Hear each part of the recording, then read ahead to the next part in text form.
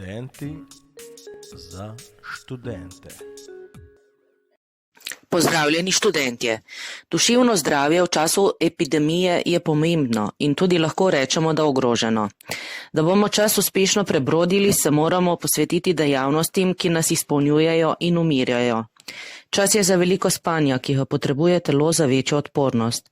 Čas je za branje knjig, ki nam jih še ni uspelo prebrati. Čas je za filmski večer, ki smo si ga vedno želeli. Ob vsem tem pa ne pozabite na stik z naravo. Pojdite na sprehod, tek, kolo, da si zbistrite glavo. Pišite dnevnik, kaj si želite, kaj čutite in kaj lahko spremenite. V slabih trenutkih se obrnite na psihološko podporo v času epidemije COVID-19 na brezplačni telefon 0800 51 00. Odvrzite čustveno breme, ki ga nosite v sebi in ostanite zdravi.